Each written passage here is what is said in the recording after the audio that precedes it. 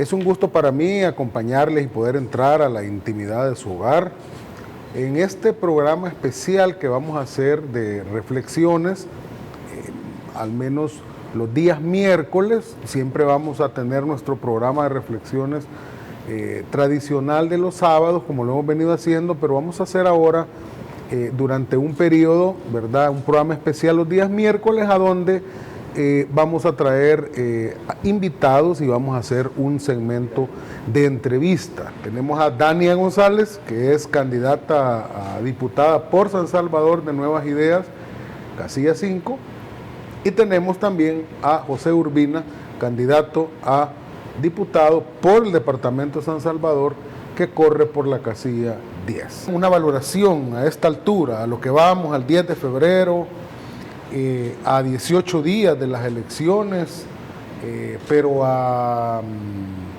15 días de que termine la campaña, porque hay que pararla 3 días antes, ¿verdad?, de las elecciones. Entonces prácticamente estamos hablando que tenemos 15 días más de campaña, pero quisiera que me dieran su valoración, cómo ven hasta ahora la campaña, tanto a nivel general como a nivel personal. ¿Cómo han visto ustedes que le han tomado el pulso a esto? En realidad ha sido una campaña bastante orgánica, y eso significa que la campaña la ha hecho la misma gente. De verdad, yo me siento bastante feliz, porque a pesar de que la mayoría de los candidatos de Nuevas Ideas pues no tenemos ese recurso suficiente que los otros partidos han tenido siempre con el FODES, pero ahora ellos ni con todo el dinero del mundo van a poder ganar las elecciones. Nosotros, a pesar de esas limitantes, que yo lo veo más como una oportunidad, porque no le vamos a deber favores a absolutamente nadie, sino que es la misma población quien nos está ayudando. Nosotros sentimos un gran respaldo, el mismo respaldo que tiene nuestro actual presidente Nayib Bukele, esa aprobación ciudadana que tiene Nayib Bukele también favorece a nuestro partido Nuevas Ideas y a cada uno de nosotros, porque nosotros tenemos y compartimos la misma visión, y cada vez que nosotros visitamos el territorio pues somos bien recibidos. Honestamente, no únicamente me he dedicado a trabajar el territorio a nivel departamental. Si bien es cierto, Dania González de la casilla 5 únicamente va a recibir votos del departamento de San Salvador, pues no me limito a eso. Yo he estado trabajando territorialmente a nivel nacional. He acompañado la gira del candidato a diputado Ernesto Castro. Hemos ido al oriente, al occidente, a todo el centro del país para poder crear una plataforma inclusiva. Mucho se ha dicho de que ha habido violencia en esta campaña.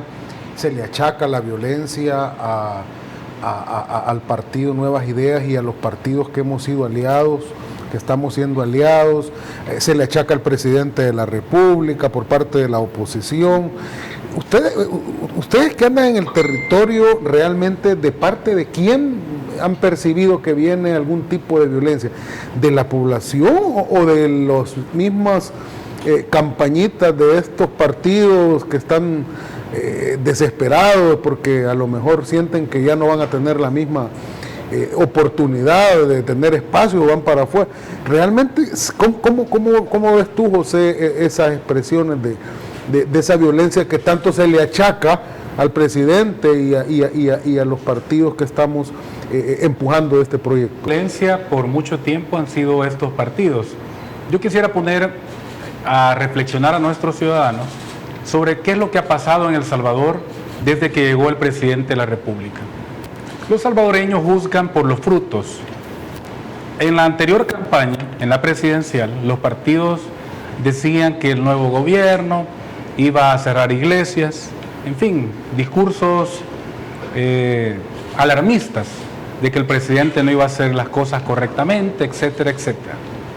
Después de casi 2 años, ¿qué es lo que la población ha visto y por qué razón la población aprecia tanto al presidente de la República? Porque están juzgando los hechos. Los hospitales que se estaban cayendo se han hecho nuevos. Las farmacias que estaban vacías ahora están llenas. Por primera vez en la historia tenemos abastecimiento completo de medicamentos. Los índices de violencia han disminuido. La bolsa de alimentos llega a la casa. Entonces, las personas hacen una comparación y dicen, bueno, ¿qué es lo que teníamos antes? Tú hablas, por ejemplo, del tema de la violencia. Bueno, ¿qué hicieron con el poder los gobiernos anteriores que la población les dio. ¿Para qué ocuparon el poder? Porque el poder está en los ciudadanos y se lo prestan a personas para que hagan el bien, para que esa responsabilidad que le confieren la usen como instrumento transformador y que se vean obras. Pero lo que hicieron los gobiernos anteriores, con el poder que la gente les dio, fue robar. Un expresidente preso, uno salió huyendo y otros ministros también en las mismas circunstancias. Hay ciudadanos que me han expresado: mire, licenciado Urbina, a mí ni cuando hubo terremotos, ni tormentas, huracanes, no me llegó una bolsa de alimentos. El presidente en un año me mandó 3 bolsas de alimentos. Y para mí eso es gratificante. Cuando la gente ve las obras, la gente se convence de que sí se podían hacer las cosas distintas. Tú que estás en la contienda, que eres candidata a la diputación, ¿tú realmente tienes confianza plena en este Tribunal Supremo Electoral y que vamos a ir a unas elecciones realmente justas, a donde se va a respetar la voluntad del ciudadano y a donde los resultados que tengamos sean el fiel reflejo de lo que la gente expresó en las urnas? ¿O crees que este tribunal realmente no merece confianza o no te inspira confianza? Vemos una alta desconfianza por parte de la ciudadanía ante el Tribunal Supremo Electoral, obviamente, y tenemos justas razones. No se nos está dejando competir en igualdad de condiciones. Hubieron el año pasado muchos casos donde tuvimos que acudir a las juntas departamentales electorales porque no nos estaban dando la certificación en los tiempos correctos. Entonces, partiendo desde ahí y en base a la experiencia también que nosotros tenemos, Julio Olivo, magistrado actual del Tribunal Supremo Electoral, fue el presidente del Tribunal Supremo Electoral en aquel momento cuando no dejaron competir, bueno, no querían dejar competir a nuestro presidente Nayib Bukele. Entonces, en base a esos hechos, obviamente no vamos a confiar en el Tribunal Supremo Electoral porque obviamente tenemos, por un lado, los partidos políticos tradicionales que han estado en el poder por décadas y que no solamente van a perder las elecciones. O sea, las elecciones ya las tienen perdidas el 28 de febrero, pero muchos de ellos están a punto de perder su libertad, porque por primera vez en la historia esta gente corrupta va a tener que enfrentar la justicia como se debe, porque ellos actualmente tienen el poder legislativo y tienen el poder judicial. El poder judicial depende también de la Asamblea Legislativa y por eso es que ellos tienen control de estas instituciones, pero tienen control de la han sala. dejado a sus magistrados ahí en el Tribunal Supremo Correcto, Electoral. es algo que nosotros como futuros diputados tenemos el compromiso con la ciudadanía de hacer esas reformas para que cambien los procesos de elección de funcionarios de segundo grado. Así nosotros nos evitamos tener un fiscal general arenero que le anda haciendo la campaña arena, así nosotros nos vamos a evitar tener un procurador de la defensa de los derechos humanos que ahí anda con el FMLN y que hasta es financista, así nosotros nos vamos a evitar una sala de lo constitucional que defiende los intereses de Javier Simán y la NEP. Formas nosotros desde la Asamblea Legislativa vamos a poder hacer estos cambios. De hecho hay una reforma constitucional del artículo 131 también que nosotros podemos abordar y es en el caso de la elección de los magistrados de la Corte de Cuentas. Estos solamente son electos por mayoría simple y nosotros podemos hacer esta reforma, obviamente no en este periodo legislativo, vamos a necesitar que la próxima Asamblea Legislativa también ratifique esta reforma constitucional, pero todos esos cambios obviamente se van a ir dando poco a poco, pero de hecho ya existe una resolución de la sala que dice que el fiscal fue electo de manera inconstitucional. Entonces todas esas cosas y el mismo sistema autoprotegiéndose no permite que nosotros tengamos la democracia que necesitamos. Yo mucha risa, porque yo vengo de trabajar de sociedad civil, he venido trabajando en temas de transparencia, contraloría, democracia, fortalecimiento institucional y muchos de estos proyectos fueron incluso liderados por esas organizaciones de fachada, de FUSADE, de TJ, FUNDE y recuerdo en aquel momento ellos cómo se hacen llamar defensores de la democracia. Los actuales diputados, los partidos políticos tradicionales dicen que defienden el Estado de Derecho, que defienden la democracia, pero en realidad sus hechos demuestran que hacen todo lo contrario. Porque los hechos que nosotros hemos tenido esta semana, y creo que vamos a abordar más a profundidad de eso, de verdad demuestra una falta de desconocimiento a qué le llaman democracia a ellos. Ustedes saben que el presidente de la República le encomendó al vicepresidente Félix Ulloa que encabezara una comisión que revisara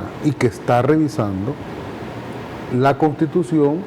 De hecho, yo estoy colaborando en una de las mesas, que es donde se está discutiendo el sistema político y el orden económico.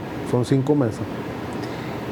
Y es la que preside el vicepresidente, pero le encomienda que haga este estudio, que no lo haga a la carrera, que se haga de una manera seria, que se tomen en cuenta los insumos que la gente mande, que todavía tiene hasta el último de febrero para estar enviando por distintas vías, que se haga acopio de eso y con toda la tranquilidad del mundo, en septiembre, cuando celebremos el bicentenario, se entregue el documento con las propuestas de reforma constitucional, que lo van a ver ustedes. O sea, se lo va a entregar a ustedes, Sí, a la nueva asamblea, ¿verdad?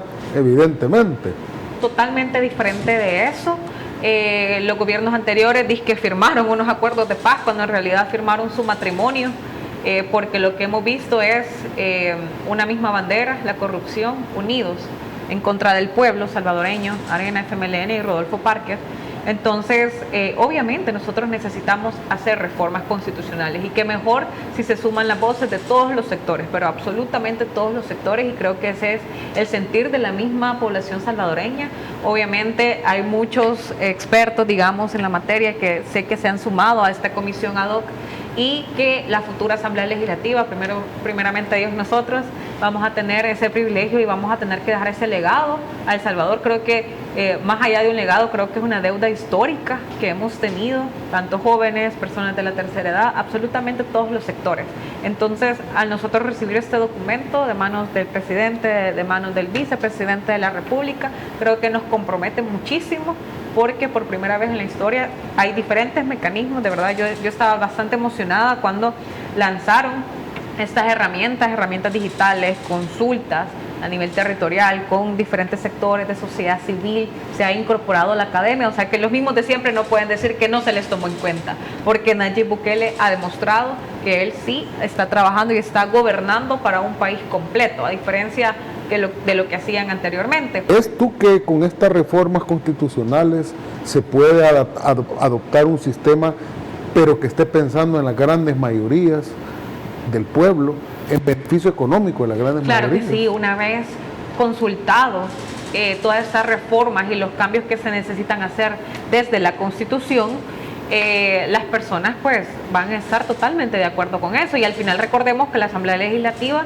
debe de aprobar todo lo que sea de voluntad de los salvadoreños, porque son ellos quienes han elegido a sus representantes, lo mismo que el Ejecutivo. Entonces, yo estaba platicando con un grupo de personas que nos abordan dentro de las comunidades y nos decían, nosotros, y algunas empresas también, porque la empresa privada, o sea, no es del todo malo, estamos totalmente en contra de aquellos grandes evasores, por ejemplo, que tenemos en el país, que han ajustado la ley a tal medida que siempre como país salimos perdiendo, en lugar de que hay sí tantas fuentes de empleo genero, pero en realidad son pérdidas que tenemos en este país. Entonces, una de las personas nos proponían, bueno, no se puede regular los horarios flexibles dentro de una empresa porque la misma Constitución te dice que se tienen que trabajar tantas horas en el día, creo que son aproximadamente 8 horas tantos días de la semana. Entonces, las empresas privadas, a las microempresas, por ejemplo, que traen nuevas ideas, que están haciendo innovación de manera de forma organizacional dentro de una empresa, pues la Constitución le dice que ahí por ley tiene que tener a la persona dentro de un lugar físico tantas horas, tantos días a la semana, cuando hay nuevas oportunidades de negocio que se pueden aprovechar. Está el teletrabajo, por ejemplo, que ya aprobaron una ley, pero obviamente son nuevas realidades que nosotros tenemos y que tenemos que también enfrentar como país, y si no, veamos cómo nos agarró la pandemia. Pero a la población salvadoreña hay que explicarle que durante la historia de ¿cómo ven las críticas que mencioné yo también, claro, que se han hecho? En nuestra historia como república, El Salvador ha tenido 13 constituciones. ¿Qué significa eso? Que los tiempos van cambiando. Y la actual constitución es el resultado de una reforma. ¿Por qué es necesaria una nueva constitución? El derecho es dinámico, es cambiante, el mundo se va moviendo. Por ejemplo, ¿qué no existía en la anterior constitución que ahora hemos visto? Por ejemplo, tenemos una ley que protege los derechos del consumidor, que antes no teníamos, una ley que protege a la niñez, que antes no había, una ley que protege los derechos y deberes de los pacientes que antes no había. ¿Qué significa esto? Que obviamente el derecho es dinámico. Pero la pregunta fundamental es, ¿y esta Constitución para quién ha funcionado? Respondámonos esa pregunta. Porque esta Constitución, que no han querido divulgarla o no han hecho un ejercicio educativo para que toda la población a conciencia la lea, y se va a detener en el artículo 1, donde expresa que es obligación del Estado asegurar la justicia social.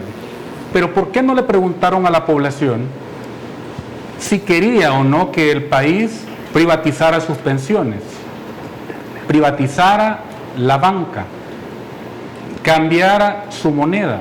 Esto le dolió profundamente a muchas familias. Cuando de la noche a la mañana apareció el dólar y en el mercado aquellas cosas que valían un colón comenzaron a valer $1.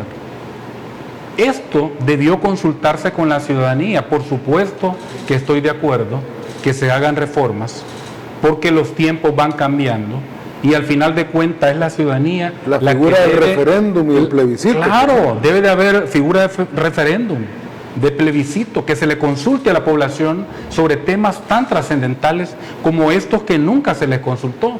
Sí, sobre la mesa, tal cual, claras. La gente dice, Dios guarde, ¿cuánto gana un diputado? 4.000 y no sé cuánto, y si es jefe de fracción, 5.000, y es de la junta directiva otros 1.000 más. Pero fíjate que vamos a ver cuál va a ser el perfil del nuevo diputado de la Asamblea Legislativa. El salario de los diputados era el menor de los ingresos que tenía. O sea, ni siquiera era el mayor ingreso, era el menor de los ingresos que tenían. O sea, en primer lugar estaba lo que le daban, no, en primer lugar lo que le daban sus financistas. En segundo lugar, las colaboraciones de campaña de su grupo financista.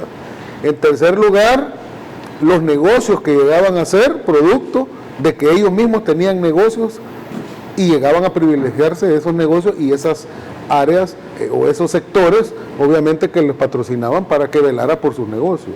Hay que estar muy atentos. Diputados relacionados al negocio de la seguridad, diputados relacionados al negocio de la salud, al negocio del transporte, al negocio de la banca, al negocio de la caña.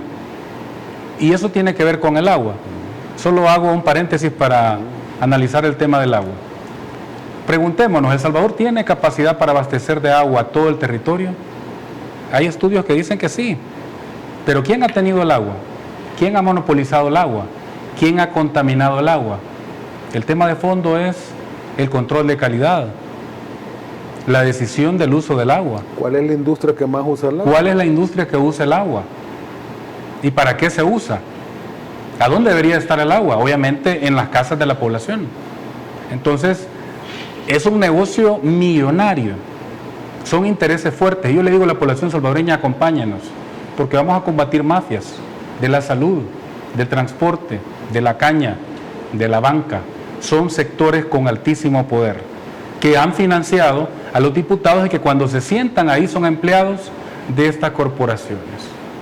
Entonces, en lo personal, y esto lo han expresado los candidatos, yo no tengo financistas, ni he comprometido mis principios. Como decía un expresidente de Estados Unidos, Woodrow Wilson, el que antepone sus intereses a sus principios pronto pierde ambos. Y estos legisladores han trabajado apartando sus principios y trabajando para estos sectores. La actitud y el perfil del nuevo diputado, primero, es un diputado que trabaje, porque muchos de estos cobran sin trabajar. Lo más importante... Hoy solo están yendo 2 días nada más. Hoy llegan 2 días y han pedido permiso, pero nunca en la vida les han descontado a pesar de que no se presentan a trabajar a las comisiones.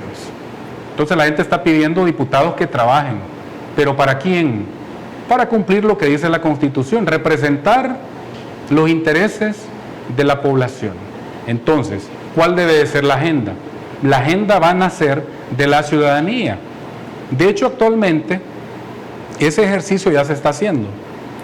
Estamos recibiendo insumos, los candidatos a diputados de Nuevas Ideas de todo el territorio, en una gira nacional que ha hecho el futuro presidente de la Asamblea Legislativa, Ernesto Castro, porque ¿con quién tenemos que tener el diálogo?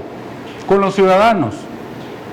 ¿Cuál debe de ser nuestro esfuerzo para que en 3 años la población diga: yo confío en estos diputados, han hecho un buen trabajo, voy a confiar de nuevo en ellos? Que ha ido disminuyendo y ahora tiene menos de que cuando entró hace 18 años, pero su familia ha incrementado exageradamente su patrimonio. Sí, en realidad creo que es totalmente falso. Creo que se debe de hacer las diferentes auditorías. La población ni nadie le va a creer ese detalle a Rodolfo Parker. Sabemos de que él, su mafia, desde que yo tenía 5 años ya había cometido su primer crimen, que fue ocultar todos los archivos de la masacre de los jesuitas. Entonces, ¿qué confidencialidad va a tener una persona como esa?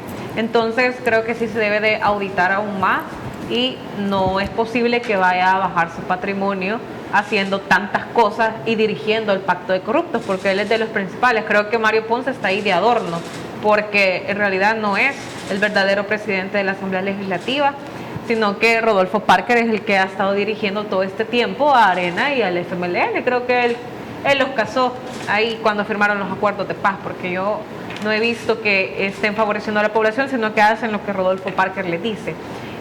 Con respecto, bueno, tenemos a comparativa a Carlos Reyes, que sí ha legislado, créanme, lo ha hecho de una manera que sí ha trabajado para beneficiar al sector del transporte público. Es lo único que ha hecho, porque él y su familia son empresarios del transporte público. Entonces, esas 113 propiedades que tiene no son por arte de magia, ha sido por enriquecimiento ilícito a costillas de que los salvadoreños tengamos miles de enfermedades respiratorias ocasionadas por la contaminación del aire, que hacen esas chatarras ambulantes que nunca quieren modernizar. Y ese es un tema de debate que son de los primeros que vamos a tener en la agenda cuando llegue a la Asamblea Legislativa, porque no es justo que a costillas de que esta gente tenga tantas propiedades, se haya hecho millonarios en todo este tiempo, otro que se ha hecho millonario, pero que en realidad lo ha ocultado y se lo ha dado a su familia. Por culpa de toda esta gente, nosotros no tenemos una verdadera movilización digna como la que los salvadoreños nos merecemos, y a esto el FMLN se le suma, porque ahí veíamos a Damián Alegría proponiendo que a esas chatarras ambulantes le dieran 2 años más de prórroga, a pesar de que algunos ya tienen más de 20 años en circulación. El tema de los subsidios se debe de regular, es de estos mismos empresarios y de sus financistas. Son personas que tienen tanta flota vehicular del transporte colectivo y no importa si salen a circular o no, el Estado les sigue financiando. Entonces ellos se han hecho ricos a causa de nuestros impuestos. Y este sistema que es el que ellos siempre han velado, y yo lo digo de esta forma, han hecho a los ricos más ricos y a los pobres más pobres. Y eso honestamente no es justo, y eso es lo que representa Nuevas Ideas. Llegar a la Asamblea Legislativa, llegar a los diferentes órganos, ya conquistamos el órgano ejecutivo, juramos ante el presidente Nayib Bukele estar siempre con él, no dejarlo solo, y eso es lo que nosotros vamos a acompañar desde la Asamblea Legislativa, y próximamente pues tener un órgano judicial imparcial que administra la justicia de los salvadoreños y de nadie más. Creo bastante efectivo que desde la Asamblea Legislativa y cada uno de nosotros como futuros diputados seamos totalmente transparentes con la ciudadanía. En mi caso pues no tengo ninguna propiedad, no tengo absolutamente nada que me puedan auditar, pero con mucho gusto vamos a poner a disposición todo lo que somos, todo lo que nosotros tenemos. De hecho, ya existe la ley de acceso a la información pública, pero pública a lo que les conviene, no lo que, porque yo llevo varios meses queriendo conocer algunas cifras y datos de la fracción del PDC, y hasta la fecha el Instituto de Acceso a la Información Pública oculta la información, y también la Oficina de Acceso a la Información Pública que tiene la actual Asamblea Legislativa. Entonces ya existe la ley, pero ellos siempre han hablado de pesos y contrapesos, del fortalecimiento institucional, cuando son ellos quienes no lo han cumplido, y la población ya lo sabe, ya conoce que ellos han estado ocultando, porque toda esta mafia, que él declare eso como patrimonio y que se lo haya puesto a su familia, o sea, y hay muchas personas involucradas que se van de paso, alguien oculta, y así es como un círculo vicioso que se hace de gente corrupta que todavía está en esas instituciones del Estado y que no se quieren ir, y que tienen toda esta mafia, el sistema autoprotegiéndose, y al final nosotros como futuros diputados tenemos que hacer que la transparencia sean de las primeras cosas a las que nosotros le debamos de apostar. Nosotros, pues creo que la mayoría, que todos los diputados, todos los que vamos a ser diputados por Nuevas Ideas, debemos de hacerlo. Ya existe, según la ley, información oficiosa también que debe de estar alojada en el sitio web de la Asamblea Legislativa, y sobre todo creo que es también un llamado a la ciudadanía salvadoreña de siempre estar atentos, ejercer esos derechos que nosotros tenemos, que van más allá de ser derechos, también son obligaciones que tenemos los ciudadanos de exigir transparencia y de hacer estos ejercicios de contraloría dentro de las instituciones del Estado, porque al final, si bien es cierto, somos Nuevas Ideas, tenemos un excelente presidente, pero nunca debe de faltar el control que tiene que tener la ciudadanía ante estas instituciones, porque todas estas instituciones están administrando nuestro dinero.